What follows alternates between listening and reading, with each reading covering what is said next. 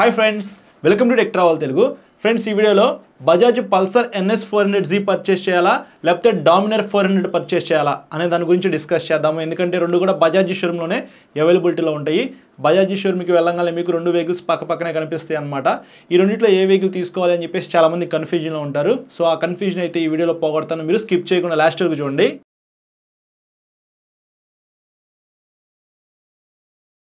First మనం price గురించి మాట్లాడుకున్నట్లయితే Dominar 400 వచ్చేటప్పటికి 2,90,000 రూపీస్ చేంజ్ అయితే ఉందన్నమాట. సో ఇది ఆన్లైన్లో చూసిన ప్రైస్ అని చెప్పుకోవచ్చు.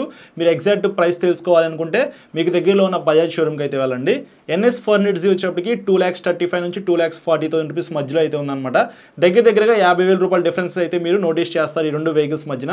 సో 50,000 రూపాయలు ఎక్స్ట్రా పే చేసి డామినర్ 400 కొనుక్కోవాలా లేకపోతే NS కొనుక్కోవాలనే దాని గురించి డిస్కస్ చేద్దాము. ఇంజన్ విషయానికి వస్తే single cylinder 4 stroke 4 valves liquid cooled 373.2 cc BS 6.2 DOS engine అయితే ఇచ్చారు.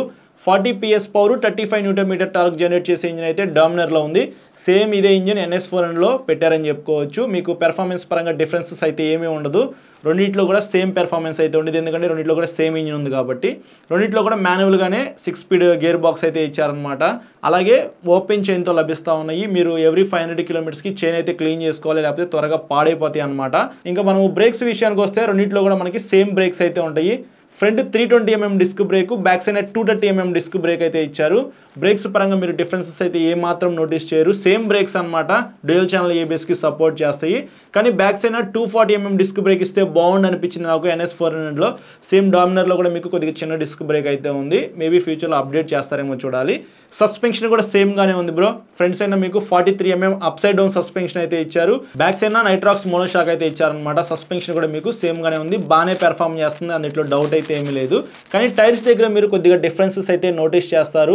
డామినర్లో front 110 section tyre, back side 150 section tyre అయితే ఇచ్చారు. ఇవి రేడియల్ టైర్స్ అని చెప్పుకోవచ్చు. రెండు కూడా మీకు రేడియల్ టైర్స్తో లభిస్తూ ఉంది డామినర్ అనేది. కానీ NS 400Z వచ్చేటప్పటికి ఫ్రంట్ 110 సెక్షన్ టైర్ అయితే ఇచ్చారు, బ్యాక్ సైడ్ 140 సెక్షన్ టైర్ అనమాట. సో రెండింటిలో ఒకటి మాత్రం రేడియల్ టైర్ అయితే కాదనమాట. వీళ్ళు కొద్దిగా ప్రైస్ తగ్గించడానికి రేడియల్ టైర్ ఒకటి ఇచ్చారు, ఒకటి ఇవ్వలేదు. సో ఓవరాల్గా చూసుకుంటే టైర్స్ అయితే మీకు డామినర్లో చాలా బాగుంటాయి. ఇంకా డైమెన్షన్స్ దగ్గర మీరు కొద్దిగా డిఫరెన్సెస్ అయితే నోటీస్ చేయొచ్చు. 157mm గ్రౌండ్ క్లియరెన్స్ అయితే ఇచ్చారు డామినర్లో. అందులో 168mm అనమాట. 11mm అనేది మీకు కొద్దిగా ఎక్కువగానే ఉందని చెప్పుకోవచ్చు. సీట్ హైట్ వచ్చేటప్పటికి డామినర్లో 800mm అనేది ఉంది, అందులో 807mm అనమాట. 7mm అనేది కొద్దిగా ఎక్కువగానే ఉంది.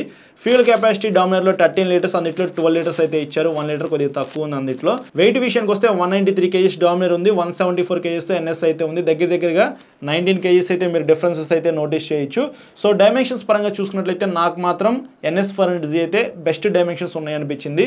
మీకు ఫ్యూయల్ కెపాసిటీ రెండింటిలో కూడా 13-12 అయితే సరిపోదన్నమాట. మినిమం 15 లీటర్స్ ఫ్యూయల్ కెపాసిటీ ఇస్తే చాలా బాగుండేది. బట్ రెండిట్లో ఫ్యూయల్ కెపాసిటీ అనేది మైనస్ అనేది చెప్పుకోవచ్చు.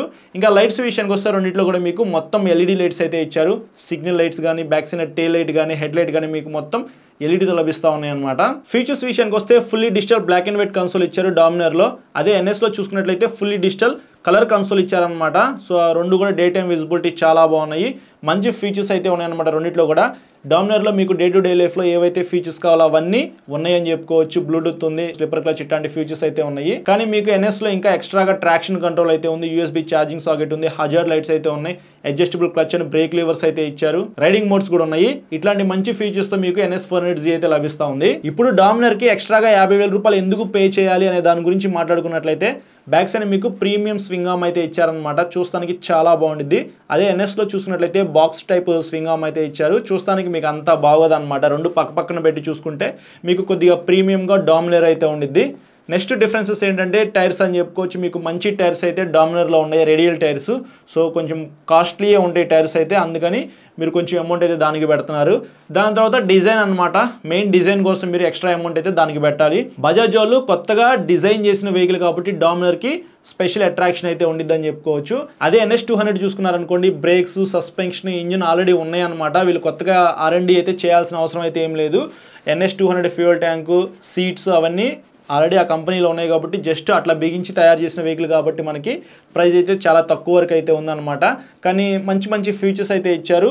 సో ఎవరైతే హైట్ తక్కువ అలాగే ఎక్కువ వెయిట్ మోయలేను అని అనుకుంటారో, ఎందుకంటే మీకు 19 kgs వెయిట్ తక్కువ ఉంది కదా NS400Z అనేది. సో వెయిట్ తక్కువ ఉండాలి అని అనుకుంటే మాత్రం మీరు ఖచ్చితంగా NS400Z అయితే పర్చేస్ చేయండి. మంచి ఫీచర్స్ కూడా ఉన్నాయన్నమాట. ప్రైస్ కూడా కొద్దిగా తక్కువలోనే వస్తూ ఉంది. 2,50,000 రూపాయల లోపే మీకు 400cc వెహికల్ వస్తుంది కాబట్టి అదొక మంచి విషయం అని చెప్పుకోవచ్చు. లేదు నాకు కొత్త డిజైన్ ఉండాలి, NS400Zలో లాగా ఆ పార్ట్స్ ఈ పార్ట్స్ బిగించినట్టుగా కాకుండా నాకు కొత్త డిజైన్ అయితే అయి ఉండాలి, రేడియల్ టైర్స్ కావాలి, అలాగే నాకు చూస్తానికి కొద్దిగా అట్రాక్టివ్గా ఉండాలి, మంచి స్వింగ్ ఆర్మ్ అయితే ఉండాలి అని అనుకుంటే మాత్రం అప్పుడు మీరు డామినర్ అయితే కొనుక్కోవచ్చు. మంచి మంచి ఆఫర్స్ ఉన్నప్పుడు మీరు ట్రై చేయండి, ఇంకా మీకు తక్కువలో వచ్చే అవకాశం అయితే ఉంది. సో ఇది ఫ్రెండ్స్ ఈ రెండు వెహికల్స్ మధ్య ఉన్న మెయిన్ డిఫరెన్సెస్ అయితే. నేనైతే మాత్రం మీకు NS400Z కొనుక్కోమని చెప్తాను. బ్యాక్స్ అయిన తర్వాత టైర్స్ అయితే అప్గ్రేడ్ చేసుకోవచ్చు, అప్పుడు మీకు ఇంకా మంచి గ్రిప్ అయితే ఉండిద్ది. దీన్ని బట్టి మీకు ఒక క్లారిటీ అయితే వచ్చిందని చెప్పేసి అనుకుంటున్నాను. బజాజ్ షోరూమ్కి వెళ్ళినప్పుడు ఈ రెండిట్లో ఏ వెహికల్ కొనుక్కోవాలో కన్ఫ్యూజన్ అయితే అసలు ఉండకూడదని చెప్పేసి ఈ వీడియో అయితే రికార్డ్ చేశాను అనమాట. మాక్సిమం మీ డౌట్స్ అయితే క్లియర్ అయినాయి అని చెప్పేసి అయితే అనుకుంటున్నాను. ఇంకా మీకు ఏమైనా డౌట్స్ ఉన్నాయి అనుకోండి, ఈ వీడియో కింద కామెంట్ అయితే చేయండి, లేకపోతే ఇన్స్టాగ్రామ్లో మెసేజ్ చేయండి, అక్కడ మాట్లాడుకుందాము. చాలా మంది సబ్స్క్రైబ్ చేయకుండా చూస్తున్నారు బ్రో, సబ్స్క్రైబ్ చేసుకుని పక్కన బెల్ ఐకాన్ అయితే క్లిక్ చేయండి. Thank you.